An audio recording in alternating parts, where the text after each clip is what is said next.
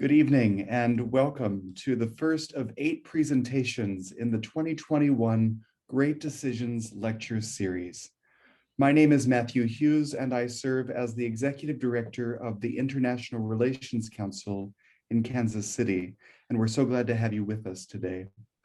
The International Relations Council strengthens Kansas City's global perspective by maintaining an active dialogue around world events, global issues, and their impact on our community. As a nonpartisan, educational nonprofit organization, the IRC values informed civil discourse, accessibility, and substance as we work to sharpen our community's 21st century global acumen. We invite you to learn more about the International Relations Council, including other upcoming events, information on joining a Great Decisions group, and how to join the IRC as a member on our website at irckc.org. Of special interest to this audience will be Thursday's day-long colloquium, Iran from the Inside Out, hosted in conjunction with the University of Kansas. For decades, the annual Great Decisions briefing book has framed informed civil discussions about critical international issues.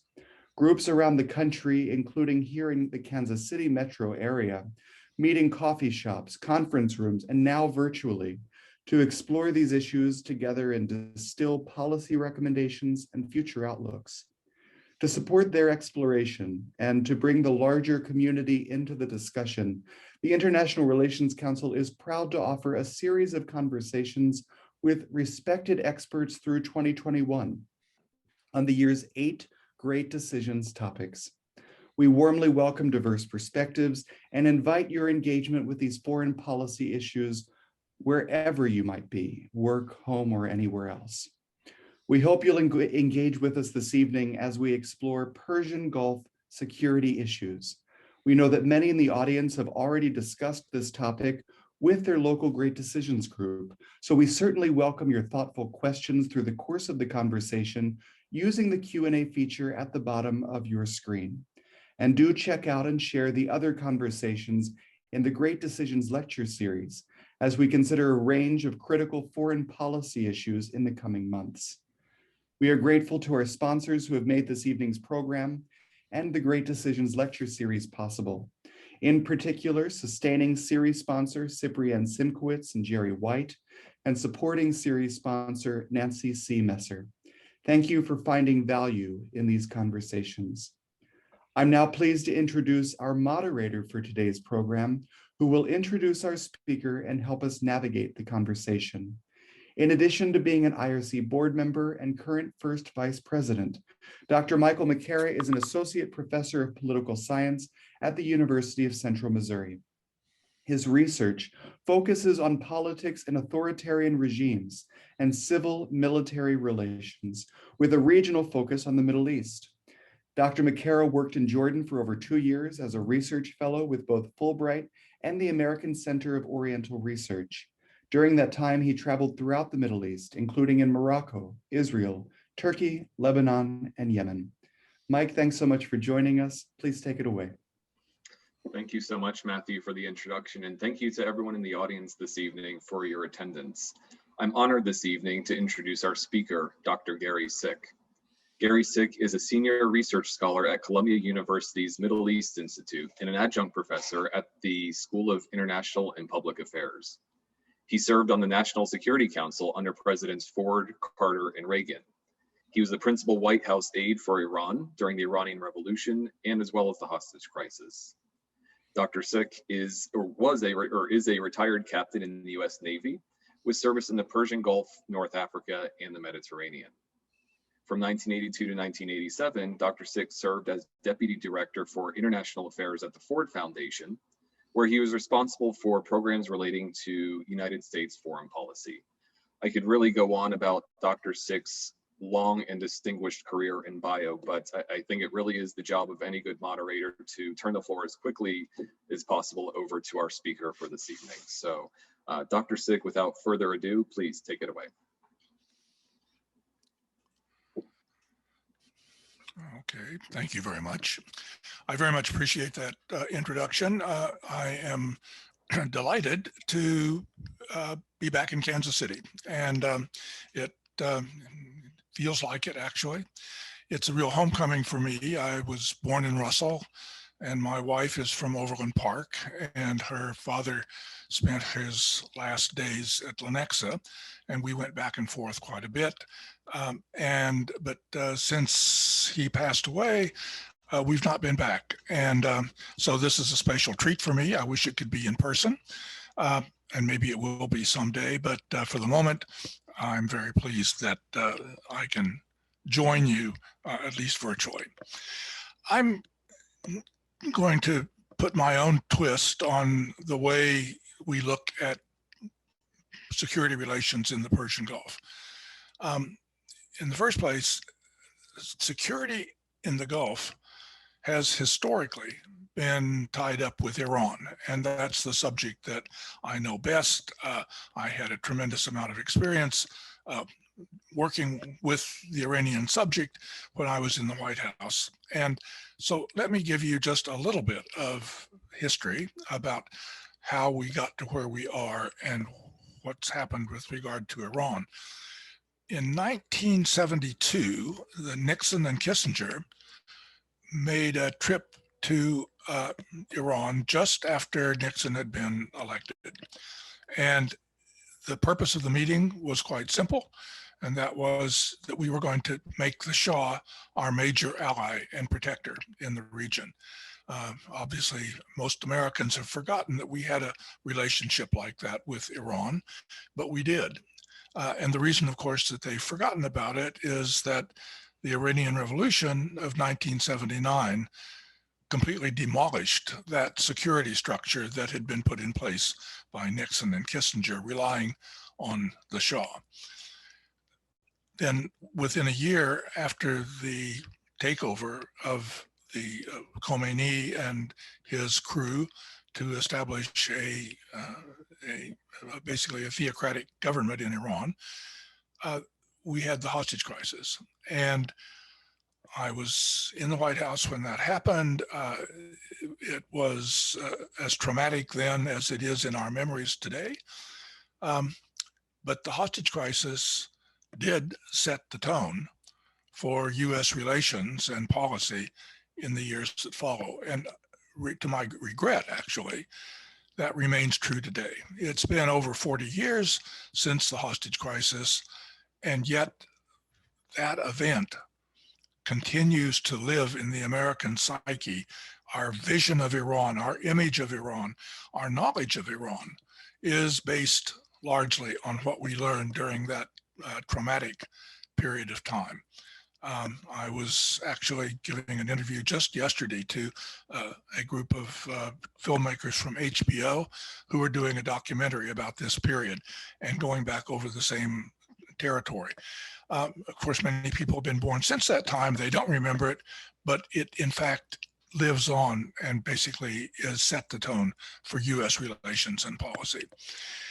When the nuclear deal was done with Iran, the JCPOA so-called, the idea was to take proliferation off the table, to basically eliminate nukes as a source of discussion and basically hold out the possibility for a different relationship.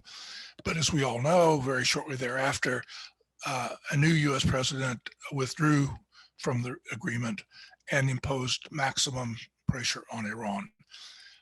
So we did not get the benefits from the JCPOA, the nuclear deal, but we got all the worst side of the costs associated with it. The current negotiations with the Biden administration hold out some opportunity of repair of some of this, but I warn you not to hold your breath. I personally think that there's a good chance that we will get back into some kind of a relationship, but it's going to be far less productive than the relationship that we might have had earlier in a different set of circumstances. There are a couple of important points that you may not know.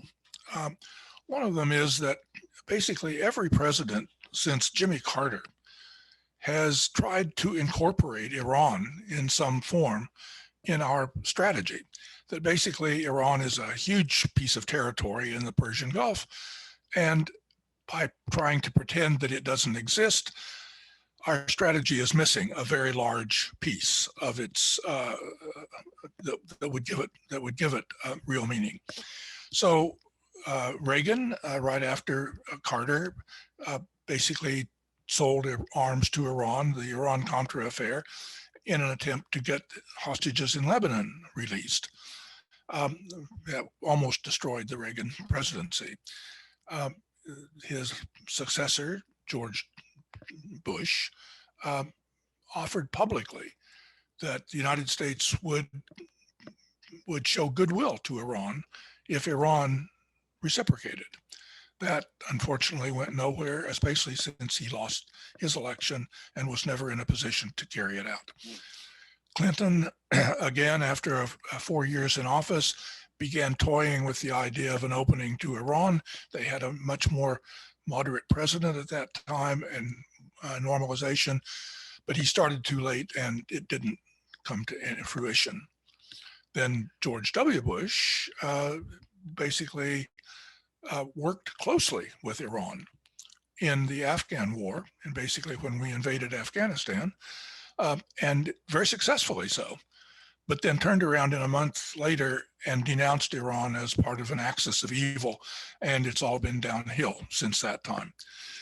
Obama attempted to negotiate the JCPOA, and then Trump came along and overthrew it, turned it over, withdrew, put on a policy of maximum pressure, and really attempted to overthrow the government of Iran. Another thing that is worth mentioning about this relationship is that there's no better example of domestic policy as foreign policy that you will ever find. Basically, the attitudes of Americans when they think about Iran have been shaped by a series of events, and starting certainly with the hostage crisis, that actually have shaped our politics. So that you have, even though a lot of Americans have moved on and said, you know, it's about time we had some kind of a relationship with this country, our politicians are very firmly fixed on the reverse. And regardless of what people may think, they're not interested. And something else that you may not have thought about as such is that we really have been at war with Iran for at least a decade or more. We've been at odds with them for 40 years. But in the last 10 years, it's gotten very, very serious, in a series of different presidents basically intervening in Iran in a variety of ways. And let me just tick off some of the ways that this has worked. First of all is sanctions. The United States has come to rely on sanctions almost exclusively as a tool of foreign policy. And in this case, it was designed to deprive Iran of virtually all of their commerce, certainly their sale of oil, but also got involved with medicines and other things. Basically, they've been cut off from all contact with the international financial system. And it, in a way, is sort of like a medieval siege, which is, after all, an act of war. Iran responded to this by attacking Saudi ships and Israeli ships, shot down a US drone. Iran can't compete with us in terms of power, but they wanted to make themselves felt. Another thing that has been used, not by us, but by the Israelis, is assassinations. A whole series of nuclear scientists have been killed, just murdered in Iran.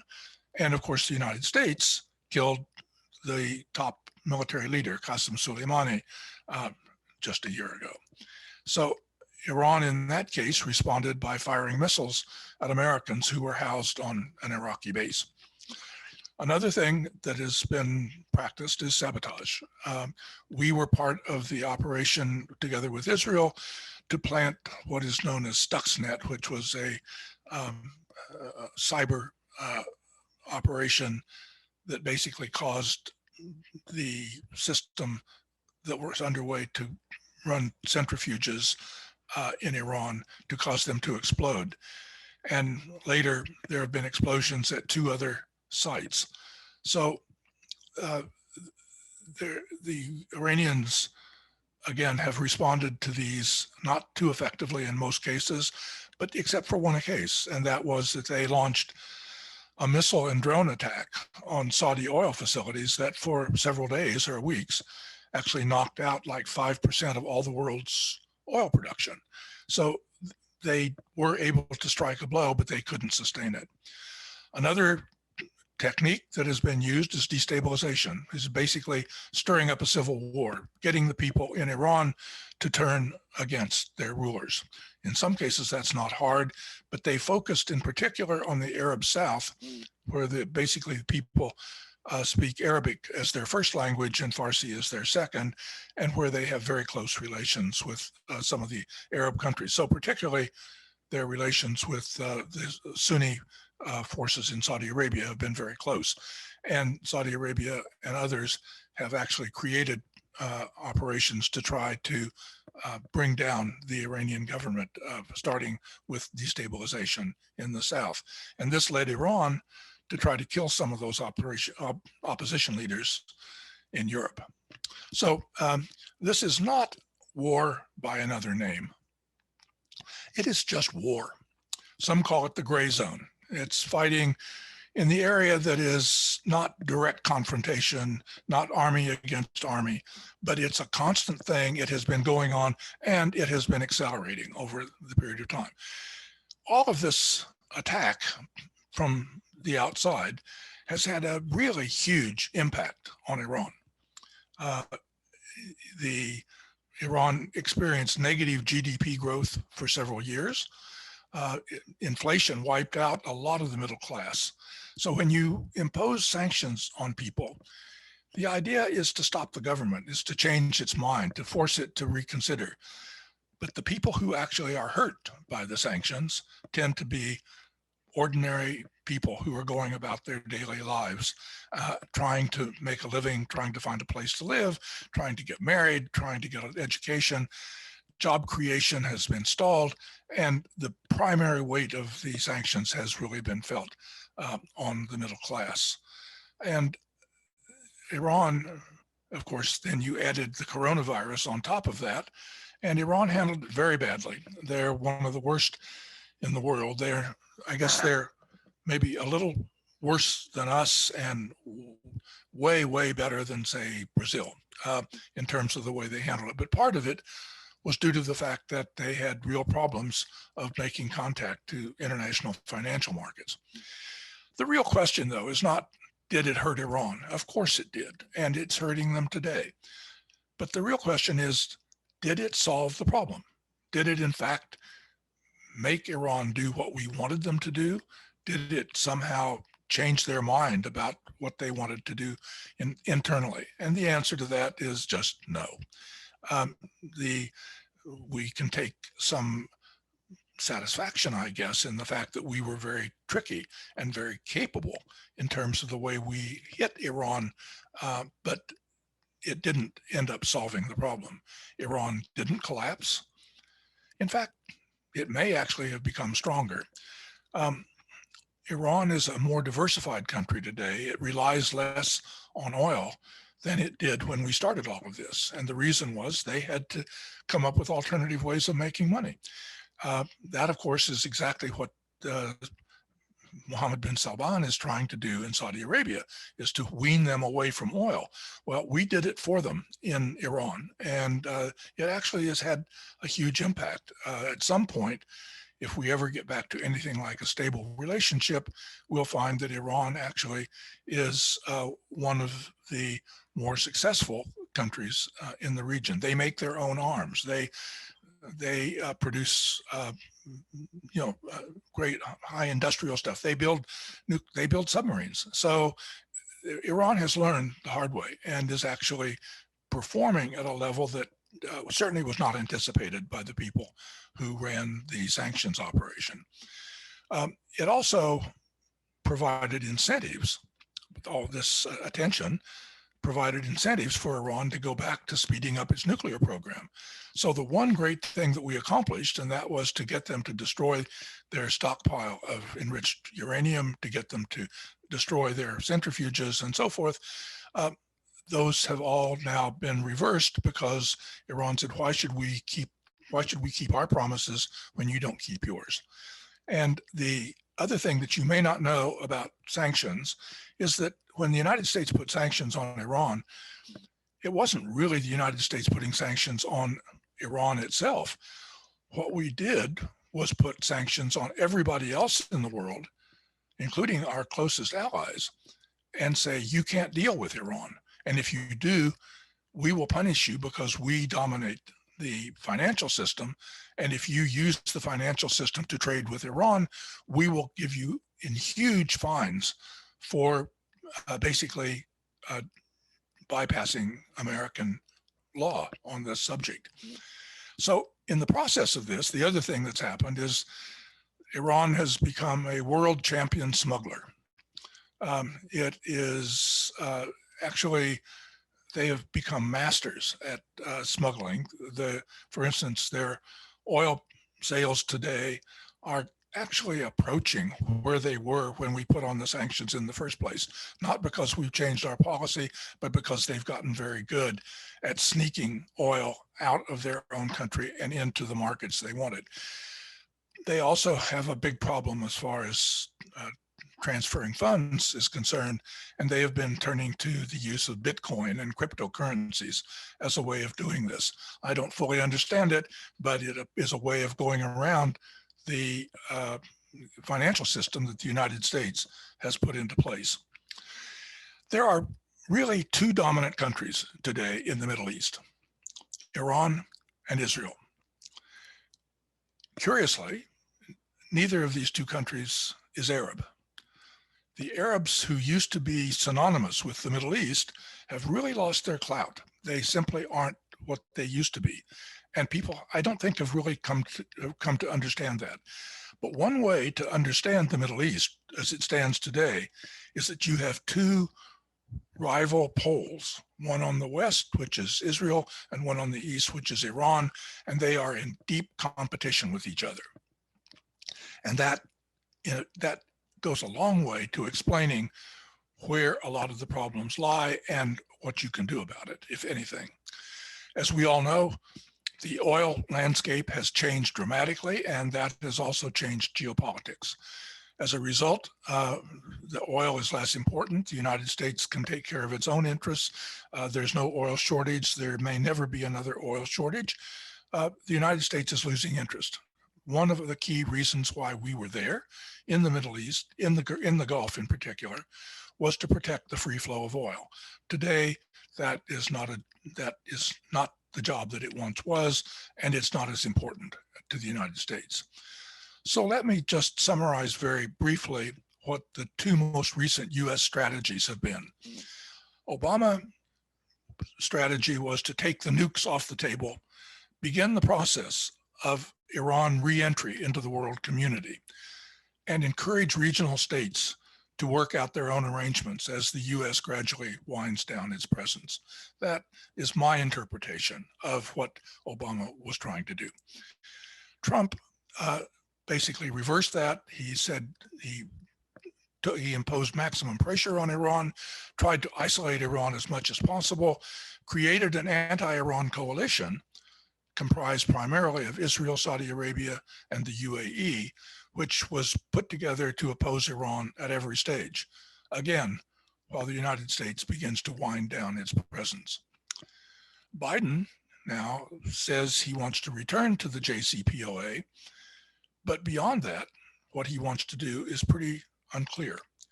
He has expressed a determination to end forever wars, which I think mostly applies to the Middle East. And as a result, just like the two presidents before him, I think that Biden is going to let the US footprint shrink in the Middle East, so that we're very much likely to have less presence in the Middle East than we were in the past. When you get beyond that, my crystal ball gets pretty cloudy. And I must say that, like almost everybody who works on the Middle East, my track record at predictions is very spotty. But I'll leave it at that. There's a lot of things I didn't touch on. I didn't talk about Yemen. I didn't talk about Iran and its relations with Saudi Arabia, where they're actually beginning to talk to each other today. I didn't talk about Mohammed bin Salman and his effect on the Arabian Peninsula, Iranian domestic policy, Iran's regional strategy, and so forth. But I'm sure all of you will think of those things, and if you want to ask me about them in the Q&A period, I would be most welcome to receive them. So with that, I will stop and turn it back over to Mike and see where we go from there. Well, thank you so much, Gary, for your insights and for sharing some of your personal history with the region. Really, it is fantastic to hear from you.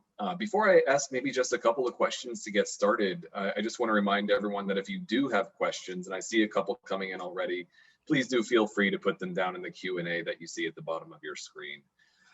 Gary, if you don't mind, I'd like to pick up on a couple of points that you made toward the end of your opening remarks and maybe just get your sense of a couple of questions about them. So you mentioned toward the end that the United States is losing interest in the Gulf. And I have to say, as someone who studies and works with people who study the region a lot and who works with students who are interested in the region, I hear this a lot. And it's not just coming from our government, but it's coming from people who just feel like they have a lot of fatigue with the region. The United States has been bound up in what they see as a lot of the problems that the region faces for decades. And there seems to be a growing sense that the United States just needs to back off. I'm curious what you would say to someone who says that the Gulf region is not worth the problems and maybe that the United States should have a smaller footprint in the region. How would you react? And if the United States did approach the region maybe a little bit more hands-off, who might else fill that void? Well, I may be one of the few people in this virtual room who actually was present in the Persian Gulf at a time when the United States had a very different policy. I was a young naval officer assigned to the Commander Middle East Force stationed in Bahrain Island, which is where it still sits. And we traveled around the region, and our job was to remind the people in the region that there was a United States of America. Basically, when they thought about foreign outside forces, they thought about the British. And this was the days before the British did their withdrawal from the Middle East. So the British did it before us. They left. The United States really was unwilling to fill that vacuum. We were tied down in Southeast Asia at the time, and we couldn't bring in a whole range of new forces to replace the British. So basically, that's when Nixon and Kissinger created the Nixon Doctrine to basically say, how do we deal with this problem? We've got a vacuum there, so-called, and we can't fill it ourselves. So their answer to that was, you get the regional powers, you give them the wherewithal to carry out a protection operation for us. And so when Nixon said goodbye to the Shah in his last meeting in 1972, when he was coming back to Washington, and having proposed to the Shah that he would become our protector, he would become the guy who would look after American interests in the region. And his parting words to the Shah were, protect me. That was the President of the United States talking to the Shah of Iran. We had a very different policy then. Our presence was almost entirely diplomatic. We had some ambassadors, we had people there, but we didn't have military bases. We had none, literally. We had some ships that would come in and out periodically, but they weren't there on a permanent basis. So we've been through this before, and it was called over-the-horizon presence.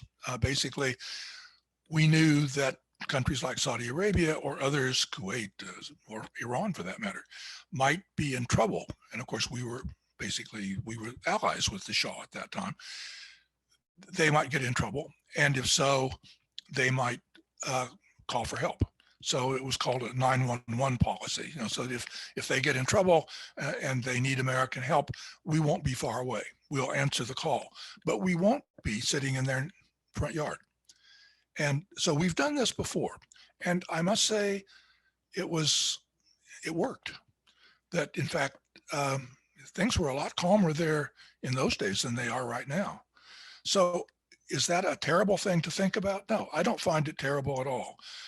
We've gone through a period, and it started really with Saddam Hussein's invasion of Iran, and then it's his invasion of Kuwait, where we came in with full force.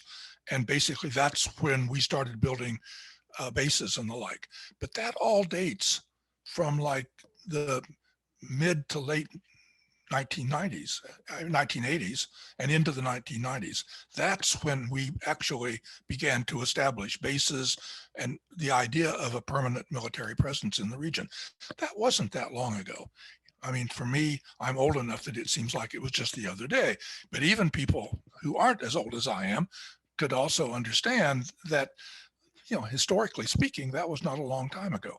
So, and it's not that I don't see any president or any presidential advisors that are in sight in the last 3 administrations who are saying, walk away, just close up shop and go. I think what you're going to see over the next years, whether it's Biden or somebody else, you're going to see a gradual, as troops go away to go to East Asia or someplace else, they're not going to be replaced. And you're going to see this slow decrease of American forces in the region.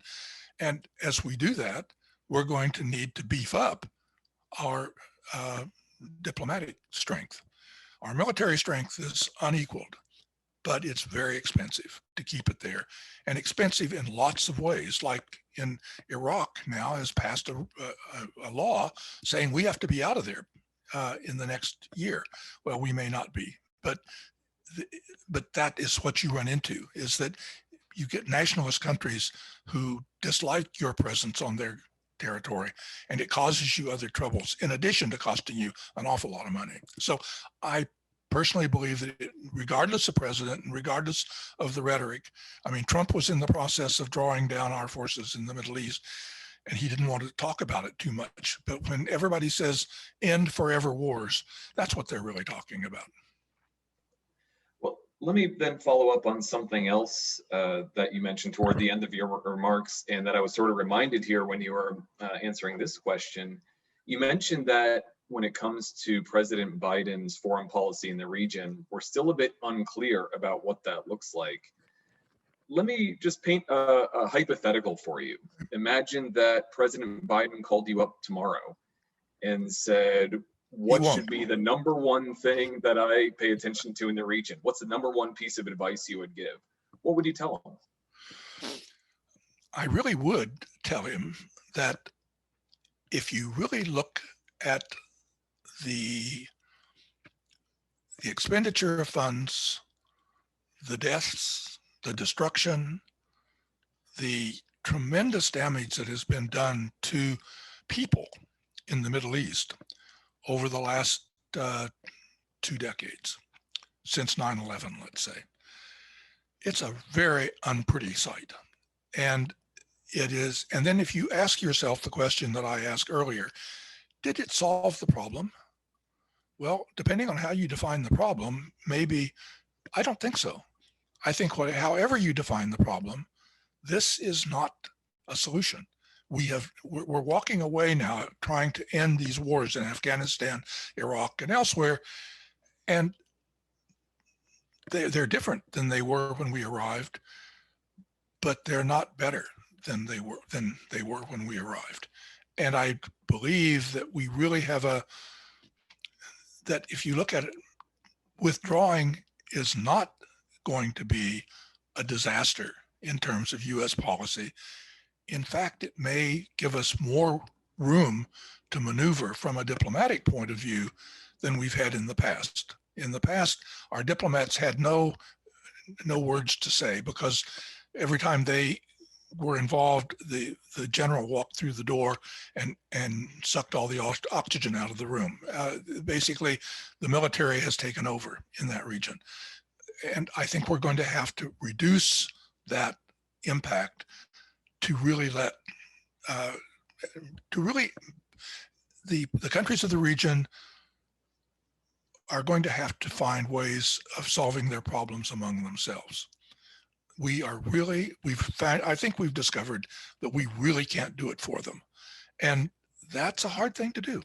And they're not going to like it. And it doesn't mean that we can't give them advice, that we can't come in and help them if they get in real trouble. But it does mean that if the United States tries to do it itself, it probably isn't going to work.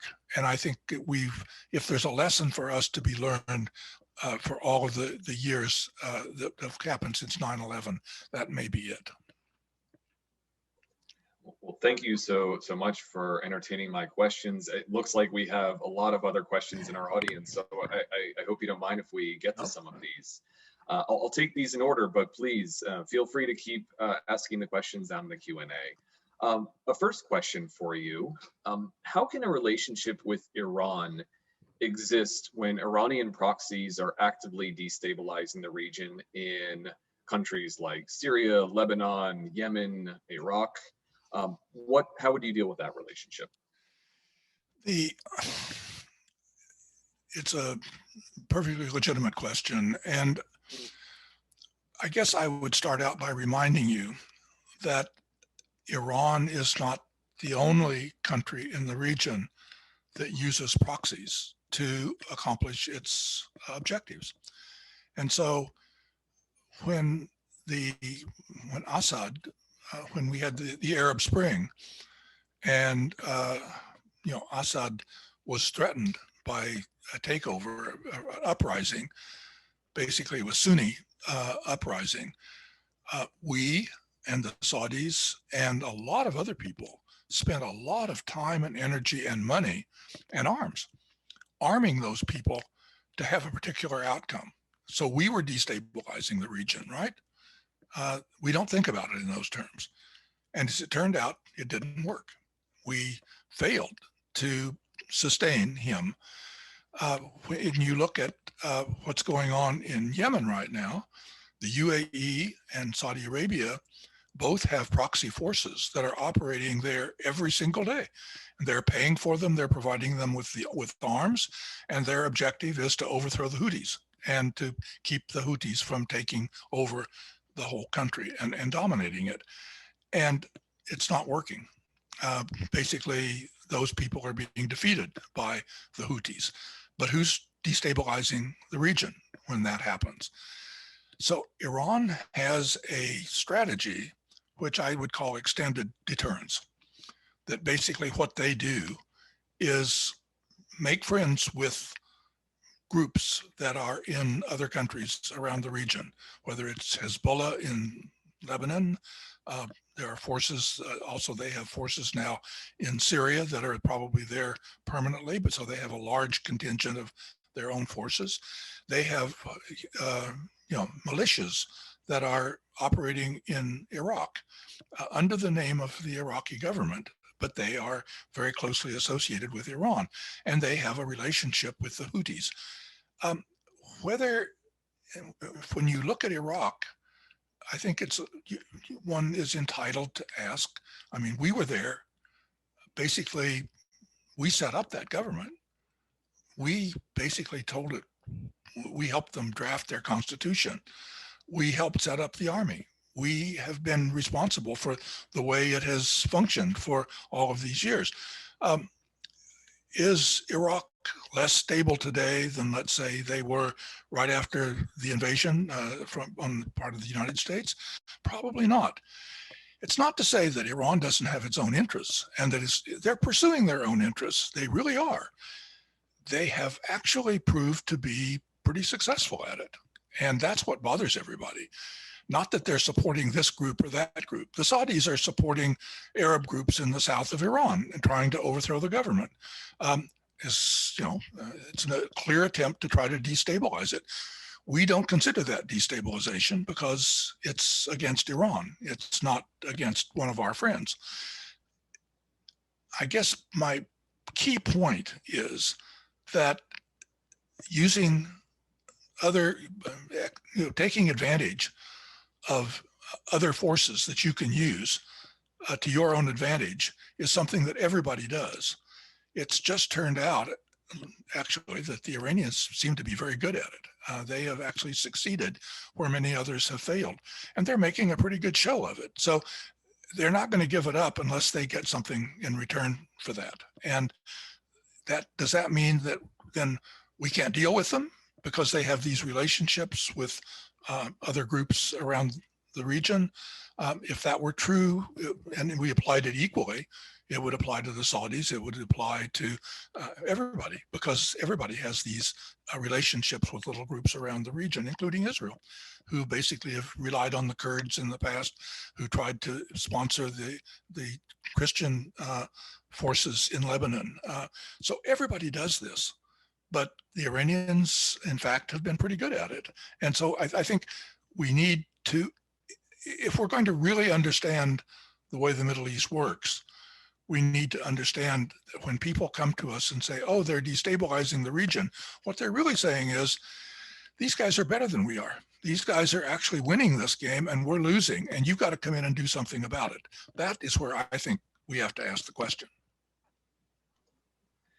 I'd like to take the next question to another recent development in the region, and this question comes from a student currently working on their dissertation, so I'm sure any help that you can provide will be much appreciated. But one of the big developments we've seen recently is sort of this seeming thawing of relations between a number of Gulf states and Israel. So we've seen the Abraham Accords signed recently, Yes. And the question really focuses on, does this represent a shift in the overall balance of power in the Middle East?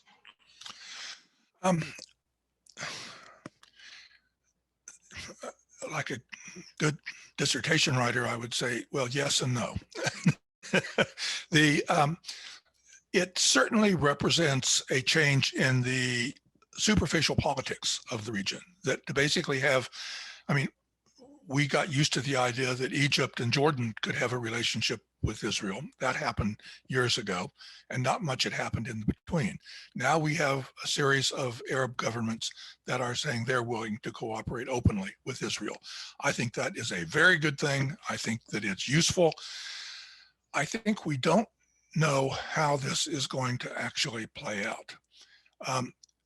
From some people saw it as building a barricade against the Iranians, that this was, we were putting together a structure that would withstand the Iranians and would basically actively cooperate to defeat the Iranians. But one of the other things that has turned out in the meantime is that, for instance, Qatar is now building a pipeline directly to Gaza, which will actually help provide the Gazans with gas and that they desperately need for running. So the Palestinians will potentially benefit in a way that they weren't able to in the past. And we're seeing the same thing is true in some of the other, so the UAE is now showing signs of actually actively supporting the Palestinians in a way that they hadn't in the past. And they have free entree. They can operate inside Israel to do this and bring the lesson to Israel that, you know, that these, we care about these people.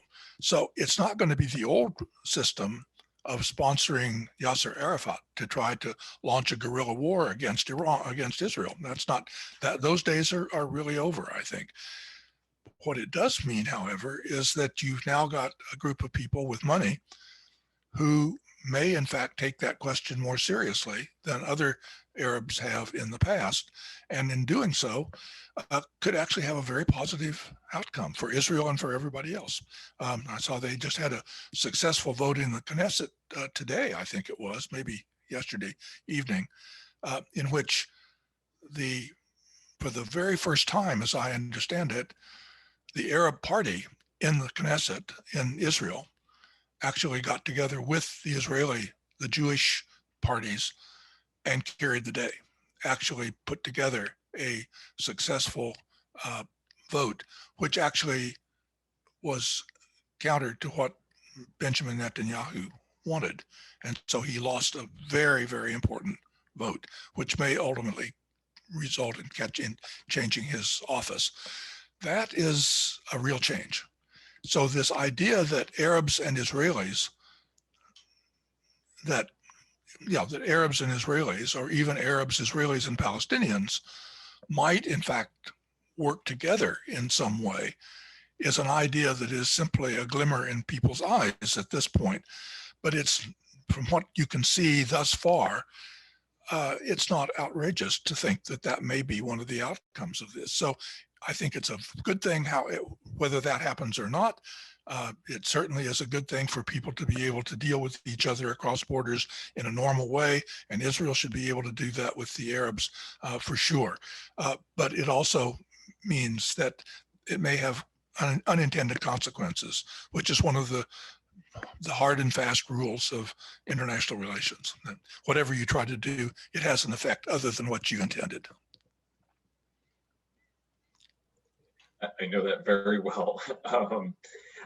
Here's a question that actually goes to, it's going to ask you to maybe look back in time a little bit. And I'm going to read it verbatim just because I want to make sure I get it right. But suppose that Kissinger and Nixon did nothing in response to the vacuum created by the British withdrawal. What would have happened in that scenario? In other words, why did we care about Iran and the Middle East at that time in the first place? I think we cared for a variety of reasons, but the number one reason why we cared was because of the Soviet Union. Those were Cold War days, and every American leader somewhere in the back of his head carried this idea that somehow the Russians were going to march into the Persian Gulf and take over the oil resources there, and that warm water ports was really their key objective.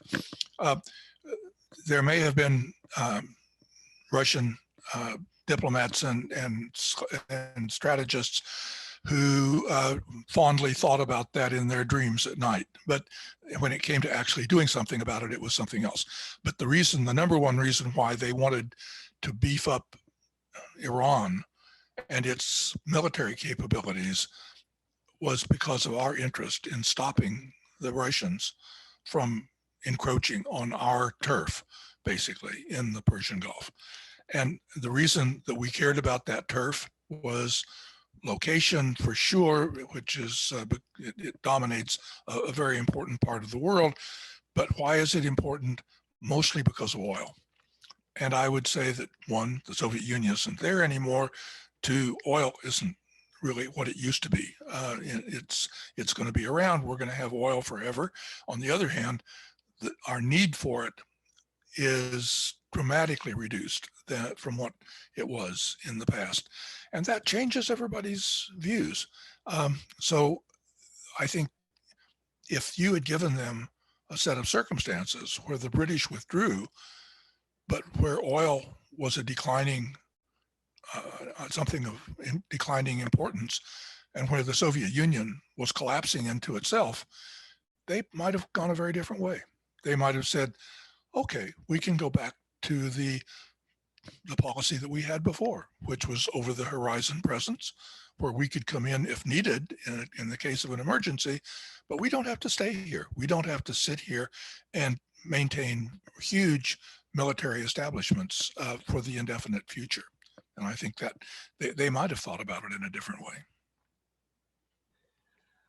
Maybe I'd like to ask a couple more questions about Iran, maybe give you a combination of a couple of questions right here. But we're getting a lot of questions about some of the remarks that you mentioned in the beginning. One is, how do we go about repairing relations with Iran? And how can this stabilize the region in a way that American interests are protected without a military presence? And sort of related to that, maybe how specifically can the United States sort of nudge Iran toward reversing course on uranium enrichment, if we consider that to be an interest that the United States has? The second part of it, Iran basically cut its uranium after the JCPOA was signed. Iran stopped producing except tiny tiny bits of uranium, that they reduced it enormously, and they gave away, sold their entire stockpile of enriched uranium that they had been working on for years. So the first part of the question was, that can be done. Now, does that mean that that solves the problem forever and ever? No, it really doesn't. But it does mean that that Iran is open to discussion of that. And, you know, it's in terms of how you develop a relationship with Iran, a lot of people have thought about that. I mean, Ronald Reagan thought about that. When he sold arms to Iran, he didn't see it as a secret arms deal that was contrary to American policy. He really thought of it, and he said this over and over again in his late presidency and after, that this was a strategic opening to Iran. And his idea was that there were people in Iran we could work with. And one of the ways we could work with them is by showing our good faith by basically providing them with weapons. They were fighting a war at the time, so that was not an extraordinary thing. I think he went about it probably the wrong way, and I think it was a terrible mistake. But he had an idea of being willing to take a risk, and I think then Clinton, when he tried to open up to Iran, was open to suggestion, but wasn't willing to take big risks at all. And he had enough things on his plate, and especially at the end of his presidency, he wasn't thinking about Iran that much. And so I think he missed the opportunity. But then George Bush, both Bushes actually, the first and the second, basically offered Iran a deal. Said, you know, goodwill begets goodwill. That if you behave yourself, we will behave ourselves. Obama actually repeated that in a slightly different way. He said something to the effect that, you know, if you remove your iron fist, we will shake your hand, or something to that effect. That basically you stop misbehaving and we can find a way to deal with you. And that was the idea was just being started, just being thought about, when it was swept away, because we had joined the JCPOA. At that point, we had diplomats in the United States government who had the home phone numbers and email addresses, cell phone numbers of the top people in Iran. They could get in touch with them in a minute's notice. And they had developed a relationship over the years of sitting in the same room talking to each other, that it wasn't that they loved each other, but they had found that they could talk to these people.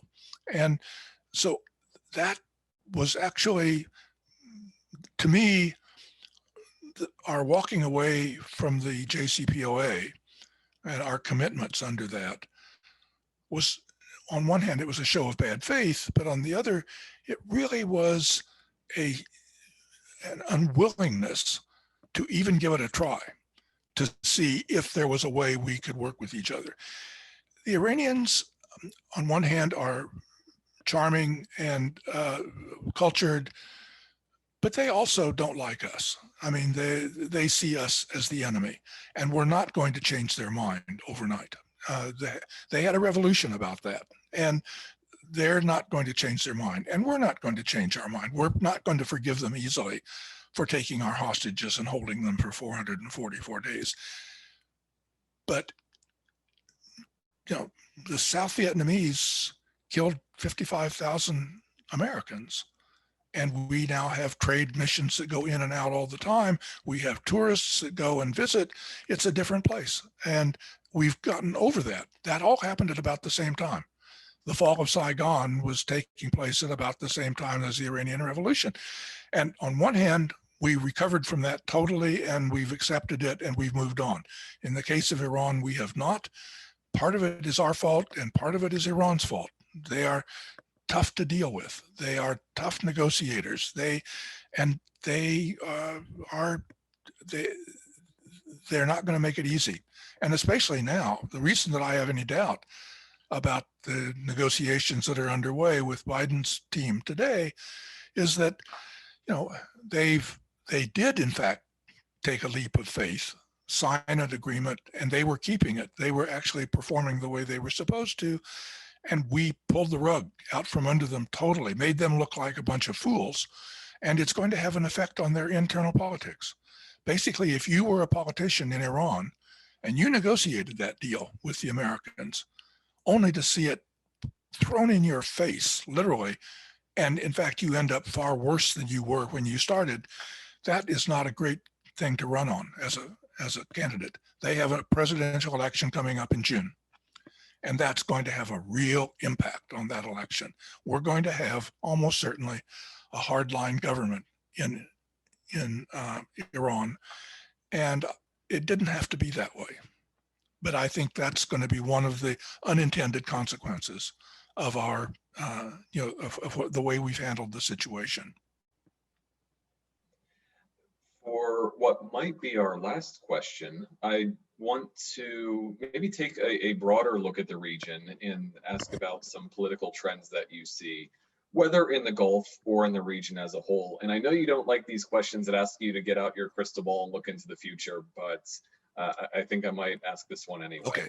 But I was wondering if you could comment on what you see as the future of democracy in either the Gulf or the Middle East as a whole, and what form that democracy might take.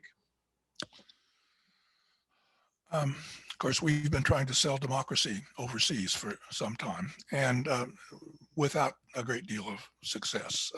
One president after another has proclaimed that as an objective, and one president after another has had reason to be disappointed. Democracy doesn't thrive well in states that are run by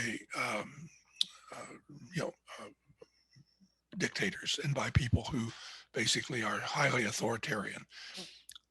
The Gulf states, with some exceptions, are really accustomed to being run by, in effect, a king and a royal family who basically set the tone, send the, tell you from the top what you should be doing.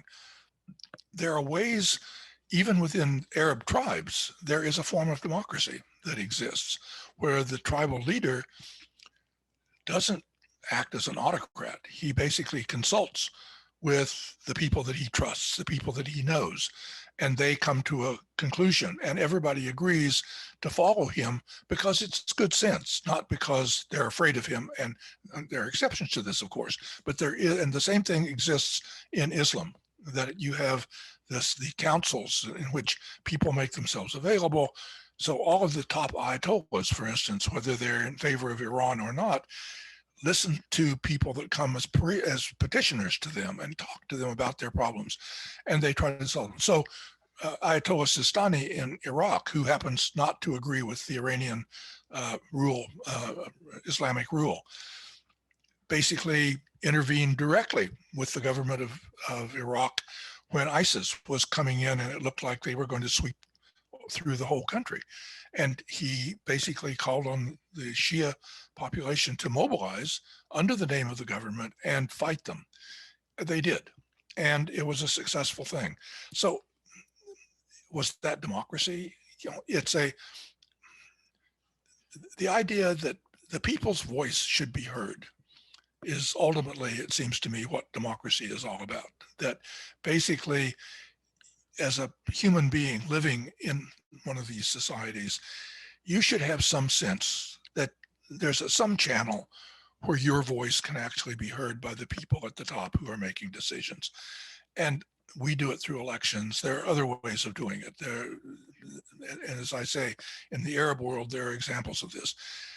I think we shouldn't be too particular, that if in fact the people at the top are in contact with their own people and they're paying attention to them, which is not the same thing, then I think we should get out of the way and not worry about whether they have a democracy that looks like ours. The key point here is that the people should be respected. Today, they're not. For most of the countries in the Middle East really see their their population as pawns, as forces to be moved around. They're scared of them in the sense that if they get carried away and start a revolution, they can overthrow you. But other than that, on a day-to-day basis, you don't pay too much attention to what they're saying. That, I think, if that could change, as I think it really is quite capable of doing, then I think we've accomplished something. It's not we, they. And I guess that's the bottom line, is that if you're going to have representative government in a country, it really has to come from the inside, and it takes time. It's not something that we can walk in, especially with boots on the ground, and say, okay, fellas, this is the way it's going to be. Here's your constitution. Now get with it. That is, even if it works for a month or a year, in the end, it's going to fail because it was really imposed by somebody else. We really need to understand that. And it means that we need to be patient. That these things are not going to be resolved overnight, but it doesn't mean that they can't be resolved.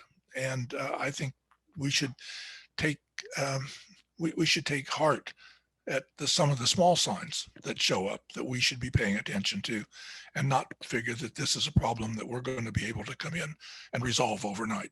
Unfortunately, Americans don't tend to think that way. Well, I must say, I think we could probably continue to talk all night about the various issues facing the region today. And I know that everyone on the call has very much enjoyed hearing your insights. It's at this point, though, that I want to turn the floor back over to Matthew just for some concluding thoughts. Okay. Gary Sick, Mike McCara, thank you so much for an enlightening conversation on a very complex region. And Gary, your incredible depth of knowledge and history in the region really has brought such value to us in Kansas City, and we're very appreciative of your time and insight. Thank you. Thank you very much. It was a real pleasure, and as I say, I do hope I will be able to see some of the Kansas City group in person someday. Anytime, to say the word, and we'd love to have you. Thank Okay. you.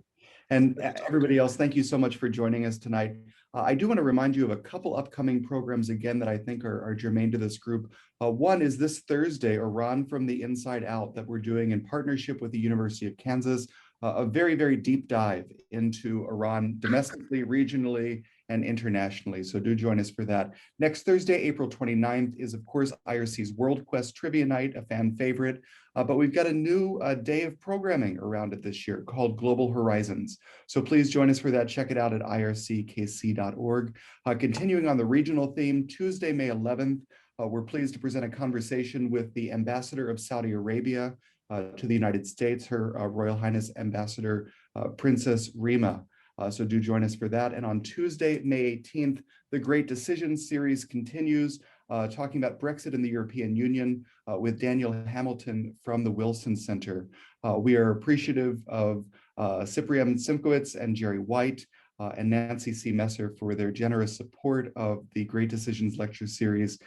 We hope to see you all again very soon for another IRC program. Thanks so much, and we'll see you before long.